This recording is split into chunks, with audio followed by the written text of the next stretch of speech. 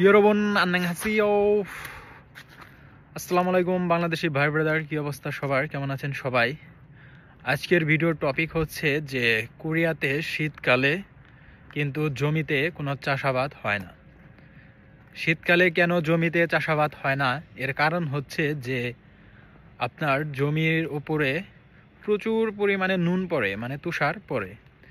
এর ফলে জমিতে কোনো চাষাবাদ করতে পারে না তারা তার জন্য আগে থেকেই প্রস্তুত করে রাখে গ্রিন হাউসের মধ্যে তারা তাদের সবজি যা যা প্রয়োজনীয় জিনিস আছে এগুলা মূলত চাষাবাদ করে থাকে। আর সব কিছুই মূলত তারা মজুত করে রাখে শীতকালের জন্য। শীতকালে স্ট্রাগল করতে হবে, সবজি আপনার কম পাওয়া যায়, এই সব কিছু জমির উপরে তুষার পড়ে থাকে। এর ফলে তারা চাষাবাদ করতে পারে না, এর কারণে তারা গ্রিন হাউস সিস্টেমে এগুলো চাষাবাদ করে থাকে। আর একটি সিস্টেম হচ্ছে যে তারা সব কিছু মজুত করে রাখে। আর এর কারণেই আপনার কোরিয়াতে শীতকালে সবজির দাম প্রচুর প্রচুর লেভেলের সবজির দাম, মানে এটা অকল্পনীয় যে কি পরিমাণ দাম সবজির কোরিয়াতে।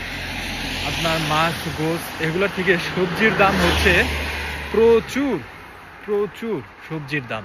আমি আপনাদেরকে জমি দেখাবো যে জমির উপরে কি পরিমাণে তুষার পড়ে আছে, কেন তারা শীতকালে চাষাবাদ করতে পারে না। এই যে দেখতে পাচ্ছেন ভিউয়ার্স, এগুলা কিন্তু সব জমি, পিছনে এগুলা কিন্তু সব জমির মধ্যে তুষার পড়ে আছে, এর কারণেই মূলত চাষাবাদ করতে পারে না তারা। ওকে, সো ভিউয়ার্স দেখতে পাচ্ছেন যে ফাইনালি আমি আপনাদেরকে দেখাচ্ছি, এটাই কিন্তু কৃষি জমি, সাউথ কোরিয়ান কৃষি জমির উপরে দেখতে পাচ্ছেন যে কি পরিমাণে তুষার পড়ে আছে।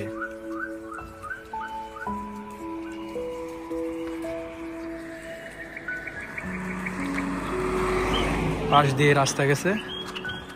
সো ভিউয়ার্স দেখাচ্ছি যে এটাই কিন্তু কৃষি জমি। আপনার এই কৃষি জমির মধ্যে প্রচুর প্রচুর পরিমাণে তুষার পড়ে আছে, এই কারণেই কিন্তু তারা চাষাবাদ করতে পারে না। সো ভিডিও ভালো লাগলে অবশ্যই লাইক কমেন্ট শেয়ার করবেন, আর চ্যানেলটি অবশ্যই সাবস্ক্রাইব করবেন। খামসাহামনিদা, বাই বাই।